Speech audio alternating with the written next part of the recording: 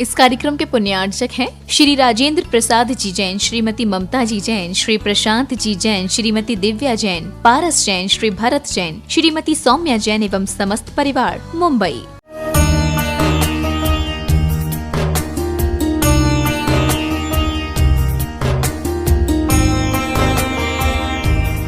नमः सिद्धेभ्यः। ओम नमः सिद्धेभ्यः। ओम नमः सिद्धेभ्यः। मंगलम भगवान वीरो, मंगलम गौतमो गणे, मंगलम कुंद कुंदाद्यो जैन धर्मोस्तु मंगलम। सर्वमंगल मांगल्यम सर्वकल्याणकारकम प्रधानम सर्वधर्माणां जैनम जयतु शासनम। अहिंसा परमो धर्म की, महावीर भगवान की। प्रातः स्मरणीय परम पूजाचार्य गुरुवर श्री विद्यासागर जी मुनि महाराज की जय। संयम और चारित्र, इन दोनों में अंतर है, उसको हमें समझना है। चारित्र में और संयम में अंतर क्या है महाराज? बड़ा अंतर है। वो ये है, चारित्र चलने का नाम है। चारित्र चलने का नाम है और उसमें भी सम्यक चारित्र की बात कर रहे हैं। समीचीन चलने का नाम सम्यक चारित्र है।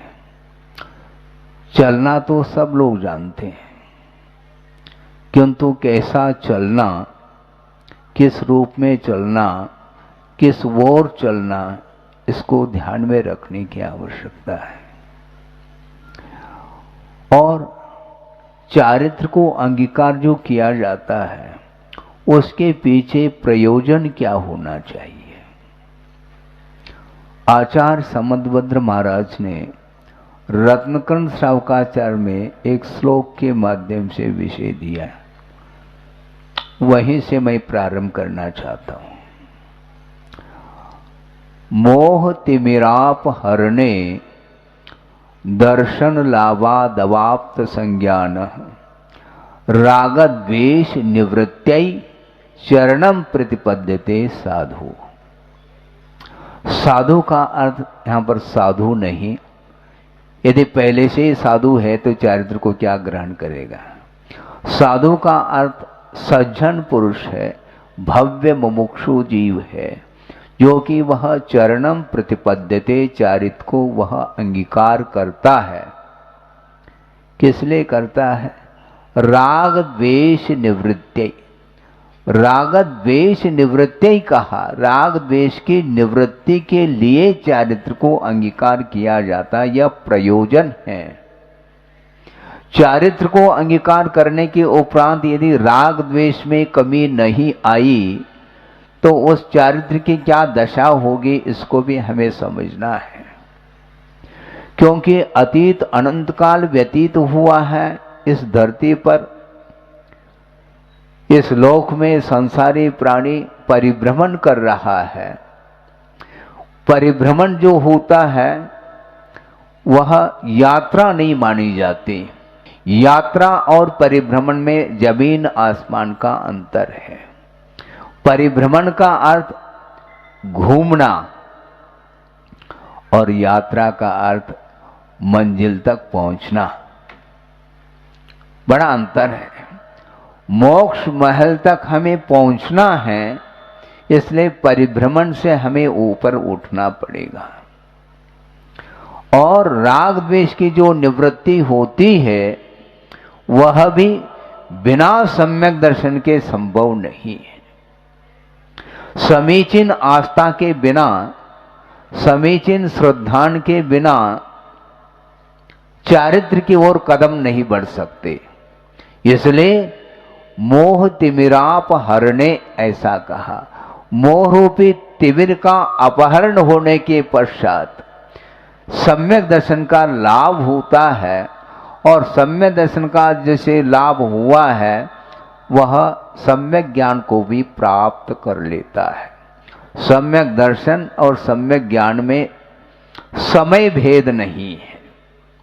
ये नहीं समझना चाहिए कि पहले सम्यक दर्शन होता है उसके पश्चात सम्यक ज्ञान होता हो, ऐसा नहीं। एक समयवर्ती यह परिणति है। इसके उपरांत भी आचार्यों का यह कहना है कि एक समय में सम्यक दर्शन सम्यक ज्ञान उत्पन्न होते हुए भी कारण कार्य की व्यवस्था इसमें भी विद्यमान है। इसमें क्या विद्यमान महाराज? कारण कार्य की व्यवस्था, जबकि एक ही समय में उत्पन्न हो रहे हैं। किंतु आचार्य कहते हैं सम्यक दर्शन सम्यक ज्ञान एक साथ उत्पन्न होते हुए भी जब तक सम्यक दर्शन की उत्पत्ति नहीं होगी तब तक ज्ञान में समीचीनता नहीं आ सकती, और ज्ञान में समीचीनता यदि आई है तो सम्यक दर्शन के कारण आई है समीचीनता। इसलिए सम्यक ज्ञान के लिए सम्यक दर्शन कारण शुद्ध होता है और सम्यक ज्ञान कार्य शुद्ध होता है। दीपक प्रकाश योरिव, इस प्रकार पंक्ति आप लोग पढ़ते हैं। दीपक और प्रकाश, प्रकाश कब होगा? दीपक के बिना प्रकाश होता है क्या? और दीपक जलाने के बाद घंटे भर बाद प्रकाश होता है क्या? जिस समय आपने दीपक को जलाया उसी समय प्रकाश उत्पन्न हुआ है। इसके उपरांत भी प्रकाश के लिए कारण दीपक है। उसी प्रकार ज्ञान में समीचीनता लाने के लिए सम्यक दर्शन की आवश्यकता पड़ती है। तो मोह रूपी तिमिर का अपहरण होने के उपरांत सम्यक दर्शन का लाभ होता है और उसी समय सम्यक ज्ञान प्राप्त हो जाता है। इसके उपरांत फिर चारित्र को अंगीकार करने के लिए अग्रसर हो रहा है भव्य जीव। क्यों? राग द्वेष निवृत्ति। राग द्वेष की निवृत्ति के लिए अब सोचो विचार करो। वैसे देखा जाए अनंतानुबंधी संबंधी राग समाप्त हो गया, तभी तो सम्यक दर्शन की उत्पत्ति हुई है। इसके उपरांत भी कह रहे हैं आचार्य राग द्वेष की निवृत्ति के लिए चारित्र को अंगीकार किया जा रहा है। इससे स्पष्ट है कि सम्यक दर्शन होने के उपरांत भी जब तक उसका जीवन असंयम के साथ रहेगा तब तक वह मात्र टिकट खरीदा है उसने, ये ध्यान रखो। सम्यक दर्शन का अर्थ केवल आस्था उत्पन्न हुई है कि पंचेंद्रिय के विषय ये हैं और शुद्ध परमात्म तत्व उपादेय है। इस प्रकार उसकी आस्था अटूट हो चुकी है। जब आस्था जागृत हुई है तो आस्था के बल पर ही वह मोक्ष मार्ग में कदम रखता है। रखे बिना काम नहीं चलेगा, ये ध्यान रखो। हमें सम्यक दर्शन उत्पन्न हो गया, हम निश्चिंत हो गए, गलत है।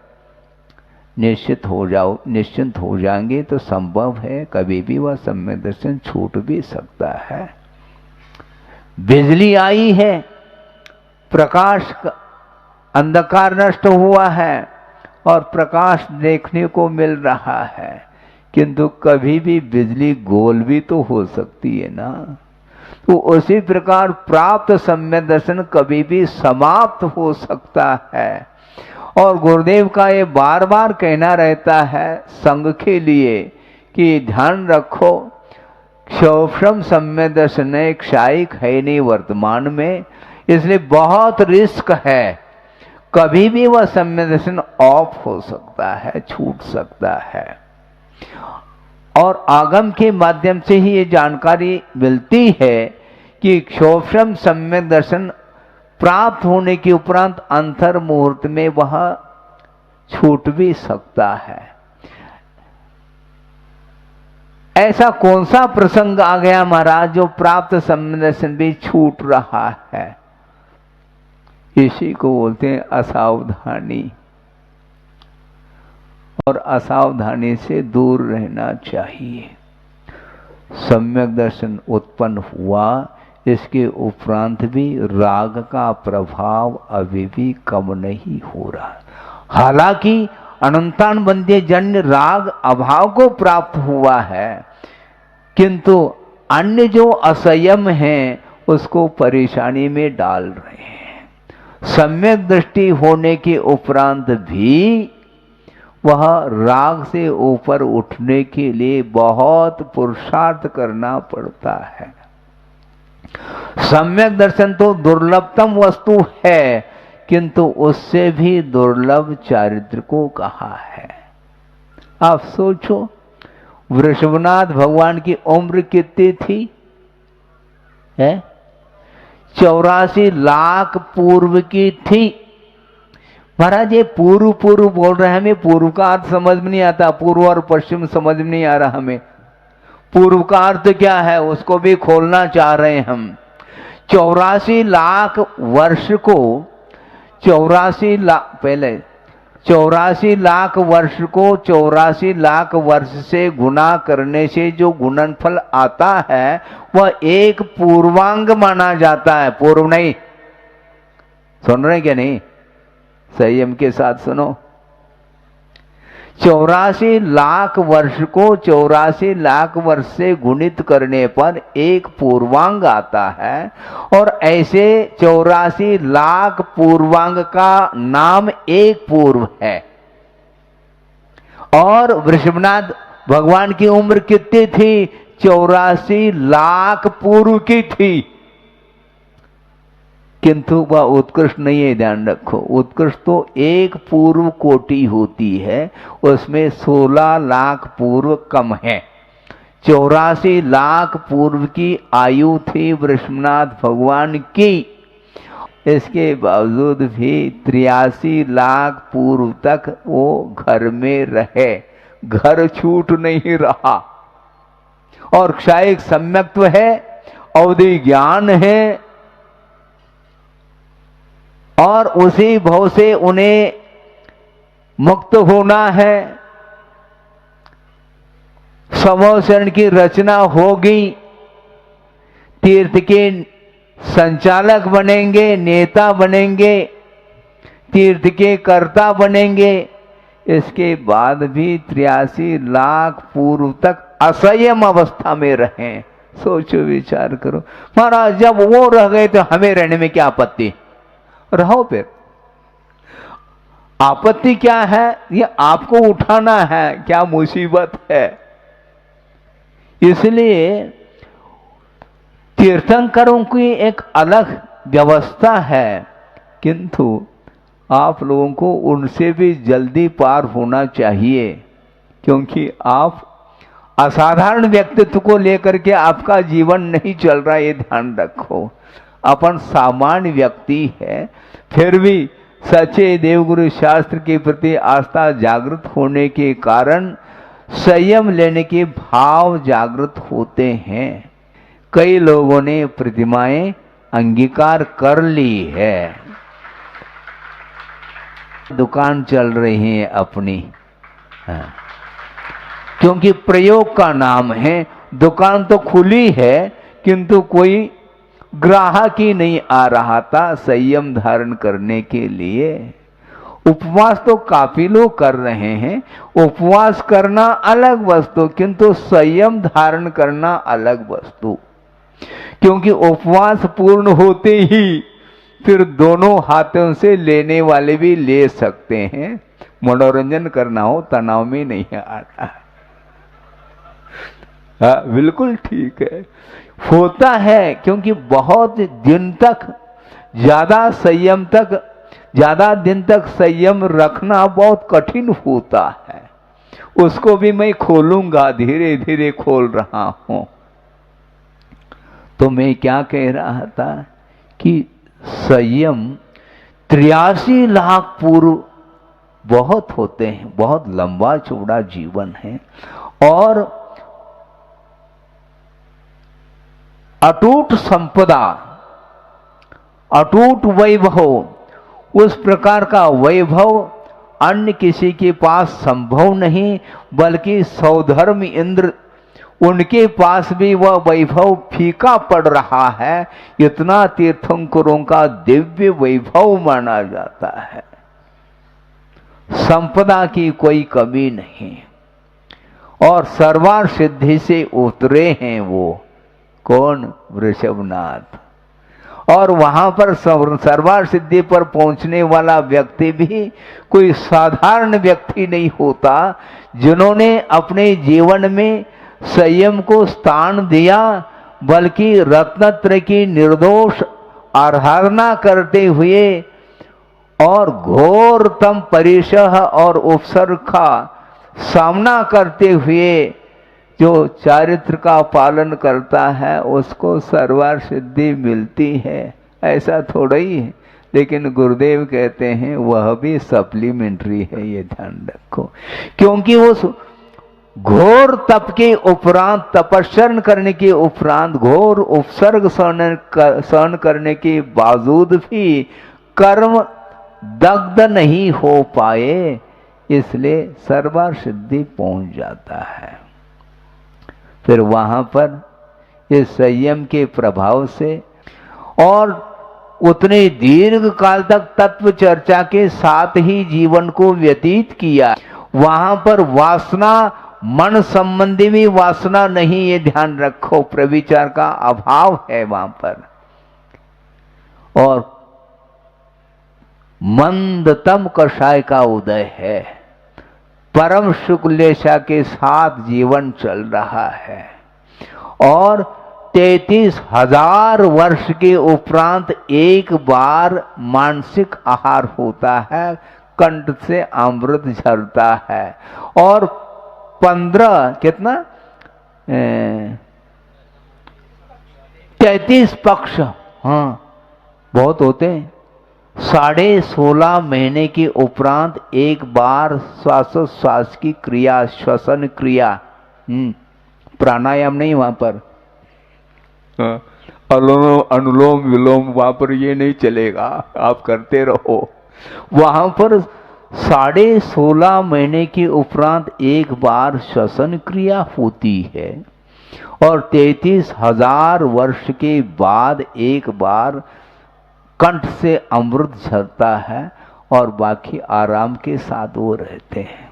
वहां पर चूल्हा नहीं जलाना, न गैस, वहां पर गैस की बीमारी भी नहीं, न गैस है न गैस की बीमारी है, कोई नहीं, वहां पर कोई रोग नहीं है, शारीरिक कोई भी बाधा, कोई रोग इत्यादि नहीं, बिल्कुल शांति के साथ। और द्वादशांग के पाठी हैं, कितना तीव्र पुण्य का उदय होगा उनका। इसके उपरांत भी वहां पर संयम नहीं है, ध्यान रखो। क्षायिक सम्यक दर्शन है, प्रविचार का अभाव है, अवधि ज्ञान है, द्वादशांग के पाठी हैं, यह सब होने के उपरांत भी संयम के परिणाम नहीं होते। क्यों नहीं होते महाराज? हैं? क्यों नहीं होते संयम के परिणाम? क्योंकि संयम तब अपनाया जाता है जब गिरने की संभावना होती है। सावधानी तब रखी जाती है जब गिरने की संभावना है। वहां पर गिरना कुछ है ही नहीं वहां पर, क्योंकि वहां पर तीव्र कषाय का उदय ही नहीं। तीव्रतम कषाय का जब उदय आता है उस समय सावधानी रखने की आवश्यकता पड़ती है। इसलिए न स्वर्गों में संयम है, न भोग भूमि में संयम है। संयम के लिए यदि कोई क्षेत्र है तो वह कर्म भूमि कहा है। तो वहां पर असंयम के साथ रह रहे हैं। इसके उपरांत भी वहां पर कोई आकुलता नहीं। हाँ, आकुलता होती तो प्रतिदिन भोजन करना पड़ता, किंतु नहीं। इसके उपरांत वहां से उतरे हैं कौन? वृषभनाथ। और वहां पर वासना का पूर्णतः अभाव रहा 33 सागर तक, और यहां पर आकर के ऐसी कौन सी हवा लग गई कि यहां पर 83 लाख पूर्व तक असंयम के साथ रहे। संयम लेने के लिए अवसर था, कहां तो 8 साल अंतर्मुक्त के उपरांत संयम को धारण करने की क्षमता आ जाती है, और संयम को धारण करने वाले करते हैं, किंतु उनका मन क्यों नहीं हुआ, यह प्रश्न चिन्ह है। महाराज ये नियोग है, गलत बात। नियोग कोई वस्तु नहीं। यदि नियोग है तो पंच बालवती क्यों हुए फिर? कौन? वासपूजनाथ, मल्लीनाथ, नेमिनाथ, पार्श्वनाथ और महावीर, ये भी तीर्थंकर के रूप में ही हुए हैं। तो इन्होंने विवाह संबंध क्यों नहीं किया? बोलो। सब नियोग है तो उनको भी शादी कर लेनी चाहिए थी, विवाह संबंध उन्हें भी करना था, क्यों नहीं किया? आचार्य कहते हैं कोई बाध्य नहीं करता दूसरा व्यक्ति, हम स्वयं बाधित होते हैं। महाराज हमने बहुत प्रयास किया, इतना प्रयास तो किसी ने नहीं किया होगा, उतना प्रयास हमने किया, किंतु माता पिताओं ने बहुत ज्यादा जबरदस्ती करी, इसलिए विवाह करना पड़ा। गलत बात है। ये बाध्यता कोई बाध्य नहीं कर सकता। हाँ, वैराग्य होना और नहीं होना स्वयं के ऊपर निर्धारित है। सोचो, विचार करो। प्रथमाण योग आप लोग भी पढ़ते हैं, वैराग्य के निमित्त कौन कौन से हो सकते हैं? महाराज आपको भी वैराग्य हुआ, किससे हुआ? ये तो बाद की बात है, इसमें हमें समय नहीं, अभी हम और कभी भी बता सकते हैं। किंतु आचार्य कहना चाह रहे हैं वैराग्य के लिए एकमात्र सफेद बाल भी पर्याप्त है। एक सफेद बाल को देख करके वैराग्य हो जाता है, और सारे बाल सफेद होने के बाद भी उसको काले बनाने में जो लगा हुआ है, उसको वैराग्य किस भाव में होगा? ओम शांति है। किस भाव में वैराग्य होगा? सोचो, विचार करो। बहुत कठिन है ये है? हाँ, बहुत कठिन है। वैराग्य होना खेल नहीं। और 83 लाख पूर्व तक रहे, उसी हवेली में रहे। हवेली छूटती नहीं, ऐसा थोड़ी हवेली छूटेगी, छोड़ना पड़ता है, छोड़ना पड़ता, ये ध्यान रखो। अपने आप नहीं छूटता। हाँ, अपने आप कोई कार्य होता ही नहीं। सांसारिक जितने भी कार्य होते हैं वो अपने आप होने लग जाए तो फिर तो भोग भूमि और कर्म भूमि में अंतर क्या रहा? फिर सब कुछ पुरुषार्थ के फलस्वरूप सब मिलता रहता है। अर्थ पुरुषार्थ करता है संसारी प्राणी, उसके माध्यम से अर्थ का अर्जन होता है। तो मैं ये कह रहा था 33 सागर तक वहां पर असंयम के साथ रहा, और बिना प्रविचार के, बिना वासना के वो काल उन्होंने व्यतीत किया, और तत्व चर्चा के साथ व्यतीत किया, विकता के साथ नहीं, सतकथा के साथ इतना लंबा काल व्यतीत किया। इसके बाद यहां आने के उपरांत उलझन क्यों उलझ रहा है संसारी प्राणी? आचार्य कहते हैं ये पंचेंद्र के विषय ही उलझा रहा है, उसके बिना नहीं।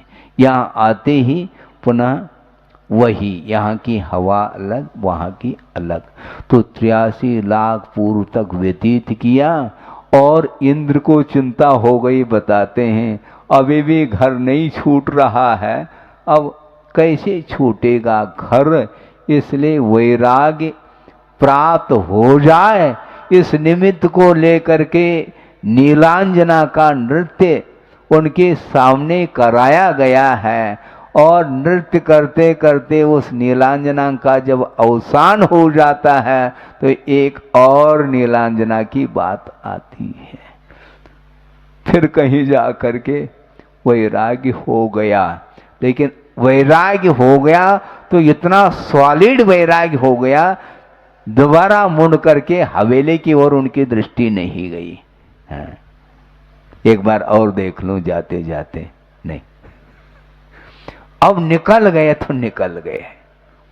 और उसी समय लोकांतिक देव आकर के उस वैराग्य का समर्थन करते हैं। धन्य है आपका जीवन। हाँ, अब 83 लाख तक बैठ गए फिर भी धन्य है बोल रहा, बोलना तो पड़ेगा, क्योंकि अनंतकालीन यह संस्कार है। वो संस्कार छूट गए तो बड़ा सौभाग्य माना जाएगा, नहीं है तो वह परिभ्रमण छूटेगा नहीं। इसलिए वैराग्य बहुत कठिन होता है। एक श्लोक मुझे याद आ रहा है प्रसंग के अनुरूप, वो आपके सामने रख रहा हूं। निरुद्ध बोध पाशेन, निरुद्ध बोध पाशेन क्षिप्ता वैराग्य पंजरे ऋषिक हरयो येन स मुनीना महेश्वर। ऐसा कहा, वह मुनियों का स्वामी है। कौन?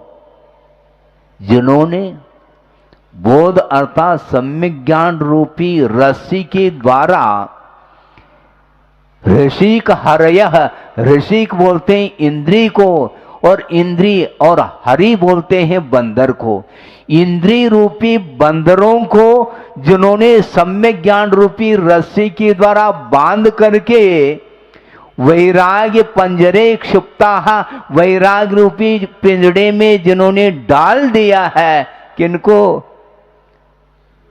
इंद्रिय रूपी बंदरों को सम्यक ज्ञान रूपी रस्सी के द्वारा बांध करके वैराग्य रूपी पिंजड़े में जिन्होंने डाल दिया है, स मुनि नाम महेश्वरा, वह मुनियों का स्वामी है।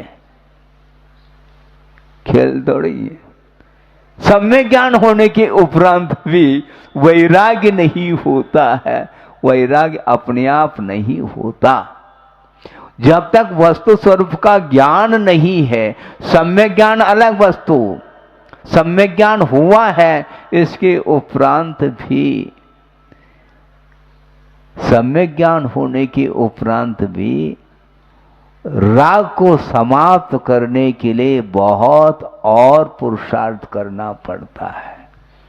अनंतानुबंधी राग अभाव को प्राप्त हुआ, इसके उपरांत भी अप्रत्याख्यानावरणी संबंधी जो राग है वह उलझा रहा है, वह उलझता चला जाता है संसारी प्राणी। सोचो, विचार करो, आपको क्या करना है महाराज?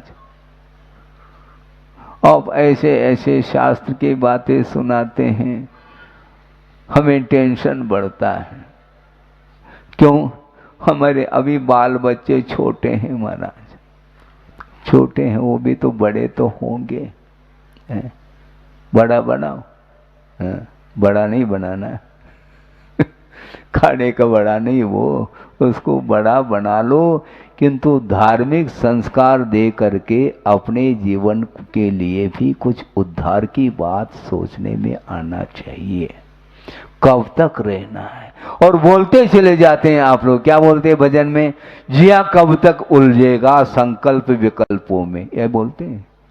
आप लोगों की भजन को सुन करके हमें भी थोड़ा बहुत याद हो जाता है, और आपकी बात को आपके सामने रख करके हम बरी हो जाते हैं। क्या करें? उलझता चला जा रहा है संसारी, कब तक उलझेगा? बहुत कठिन है। इसलिए इंद्रिय रूपी संयम को वैराग रूपी पिंजड़े में बंद करना खेल नहीं है। सम्यक ज्ञान रूपी रस्से की बांधना पड़ेगा, उसको बांधो। आपके पास सम्यक ज्ञान है क्या? नहीं है महाराज, थोड़ा बहुत है, थोड़ा बहुत है, कोई ज्यादा की आवश्यकता नहीं है। वैराग्य होने के लिए थोड़ा बहुत भी ज्ञान, सम्यक ज्ञान होना चाहिए। ज्यादा की क्या आवश्यकता हमें? संयम धारण करने के लिए वैराग्य की आवश्यकता है, उसके बिना संयम संभव नहीं। तो संयम और चारित्र में क्या अंतर है महाराज? आपने शुरुआत में कहा था कि चारित्र अलग है, संयम अलग है। समीचीन चलने का नाम सम्यक चारित्र है, किंतु चलते चलते असावधानी हो सकती है, तो सावधानी रखने का नाम संयम है। गाड़ी आप चलाते हैं, इसका नाम चारित्र हो गया, किंतु बिना ब्रेक की गाड़ी है, ब्रेक की क्या आवश्यकता है? ब्रेक का नाम संयम, चलने का नाम चारित्र है। चलो, किंतु चलते चलते ऐसा न हो कि पैर फिसल जाए, इसलिए सावधानी रखो, ब्रेक रखना चाहिए, लगाम चाहिए। टांगा आजकल बहुत कम हो गए, राजस्थान में ज्यादा थे, अब वहां पर भी कम हो गए होंगे। और घोड़ा और उस टांगे को जोता जाता है। और कितने लगाम है उसके? एक तो मुख में लगाम है और हाथ में लेकर के बैठा है टांगा चलाने वाला, मुख में लगाम है और रस्सी उसके पास में है, वो खींचता है इधर उधर जाने से। इसके बाद भी आवाज करता है, किसके? मुख से नहीं, जब वो नहीं, वो जो चाक रहते ना उसमें वह लकड़ी फंसा देते, आवाज आते, उससे वह संभल जाता है। इसके बाद भी एक और लगाम है जिसको बोलते हैं आय लगाम।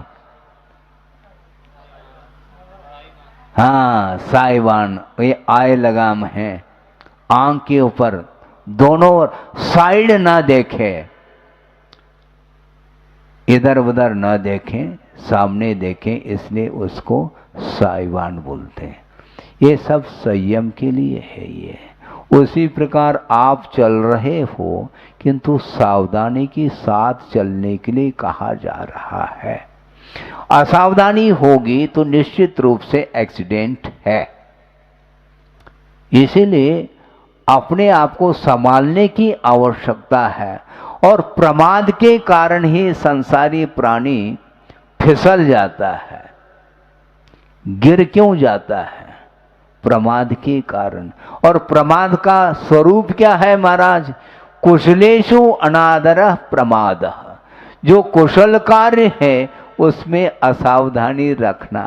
कौन सा कुशल कार्य? मोक्ष मार्ग में असावधानी जो होती है उसका नाम प्रमाद ऐसा कहा है। जल पी नहीं पाया और प्राण विसर्जित हो गए, किंतु संयम को उसने नहीं छोड़ा, इसको बोलते हैं संयम। और अपन होते तो हम प्रायश्चित ले लेंगे, महाराज का काम ही तो है प्रायश्चित देना और अपना काम दोष लगाना और प्रायश्चित लेना। ऐसा नहीं, वस्तुतः दोष लगना अलग है, दोष को लगाया नहीं जाता। बुद्धि पूर्वक कभी भी दोष लगाए नहीं जाते, किंतु अनजाने में कभी दोष लग सकते हैं। प्रमाद के कारण अपराध बन सकता है, किंतु प्रमाद छोड़ करके अलर्ट हो करके यत्नाचार पूर्वक यदि हम प्रवृत्ति करते हैं तो यत्नाचार ही संयम का प्रतीक है। चलना सो चारित्र है और यत्नाचार पूर्वक चलना सो संयम है। इसलिए संयम और चारित्र में अंतर समझ में आ गया होगा आपको। चलना है, बहुत दूर तक चलना है, दूरी तय करनी है, किंतु सावधानी के साथ चलेंगे तो निश्चित रूप से संयम पलेगा और उस संयम के माध्यम से ही कर्मों की निर्जरा होगी। इसलिए संयम का पालन करो, मात्र संयम का पालन नहीं करना, क्योंकि संयम का पालन आरोग्य की दृष्टि से भी करने वाला कर सकता है। डॉक्टर ने कह दिया क्या कह दिया? संयम रखो, संयम हम कैसे रखेंगे? ओवर नहीं, ओवर डाइट नहीं, फुल डाइट नहीं, लाइट फुल नहीं होना चाहिए, हैवी डाइट नहीं, फुल डाइट नहीं, किंतु हैवी भी नहीं होना चाहिए। हैवी जानते हैं कि नहीं? भारी, हाँ, गरिष्ठ, गरिष्ठ नहीं ले लेकिन गरिष्ठ नहीं ले, तब भी ओवर नहीं ले, फुल लाइट नहीं, सनलाइट में थोड़ा सा ले, मूनलाइट में नहीं। सनलाइट अर्थात दिन में वो भी मात्रा कैसी? मासी, मात्रा मासी। माँ ही जो है ना शिशु का पालन पोषण कर सकती है, पिताजी की वश की बात नहीं। क्योंकि वो पिताजी जो ना स्वयं जिस प्रकार लेता है वो पिता उसी प्रकार खिलाना चाहता है वो, किंतु नहीं। माँ जो है ना संयम रखती है, उसको बड़ा बनाना तो है, किंतु उसकी क्षमता उसकी योग्यता के अनुरूप ही उसको देती है। इसको बोलते हैं संयम बोलते हैं। इसलिए डॉक्टर ने मना कर दिया तो अपने संयम का पालन कर लिया। उन्होंने कहा घी नहीं ले सकते और नमक नहीं ले सकते, शुगर की बीमारी है, डायबिटीज नहीं ले सकते। फिर क्या लेना, क्या खाना? गम खाओ, कम खाओ, कम खाओ, हाँ, और कम खाने में दुख होता है तो गम खाओ, तभी रोग दूर होगा तुम्हारा। रोग जो आया है वह बाहर से नहीं आया, भीतर से आया है, क्योंकि जो ओवर लिया है उसके कारण ही जो है ना वह रोग आया है। रोग को निष्कासित बहुत जल्दी कर सकते हैं, बल्कि आचार्य कहते हैं बिना दवाई की रोग निष्कासित हो सकता है। बिना दवाई के रोग निष्कासित हो सकता है यदि हम क्लीनिंग करते हैं। तो डॉक्टर कहते हैं लंघन करो, लेकिन वह लंघन माना जाता, वो उपवास नहीं माना जाता, क्योंकि वो उत्तम संयम नहीं।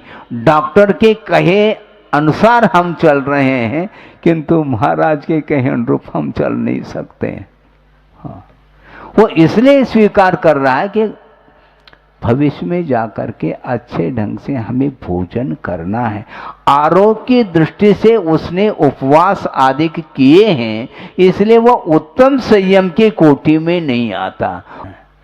ऐसे भी छोटे छोटे भी बालक हैं, 20 साल के 22-25 साल के भी आ रहे हैं और उपवास देने में हमें थोड़ा संकोच होता है, लेकिन उत्साह को देखते हुए कभी कभी आशीर्वाद दे भी देते हैं। किंतु जो बड़े आते हैं उनके लिए 2 हाथ से दे देते हैं कि उनकी क्षमता है, वो अभी करेंगे, नहीं करेंगे तो कब करेंगे? फिर वो करने का ये समय है। हाँ, सामने जो बैठे हैं वो उपवास ही कर रहे हैं, 6ठा उपवास बता रहे हैं वो हैं। तो इस प्रकार आप लोगों के सामने आगम के आधार से इस संयम को आप भीतर से आस्था के साथ इसको स्वीकार कर लें अपनी शक्ति के अनुरूप, और इसके माध्यम से ही हम अपने आप के असंयममय जीवन से ऊपर उठा सकते हैं। संसार का विच्छेद जल्दी जल्दी हो, इस पवित्र भावना के साथ अहिंसा परमो धर्म की जय। बोधि समाधि परिणाम शुद्धि स्वात्मोपलब्धि शिव शोक शुद्धि चिंतामणिम चिंतित वस्तुदाने त्वां वंदमानस्य ममास्तु देवी। परम पूज्य आचार्य गुरुवर श्री विद्यासागर जी मुनि महाराज की जय।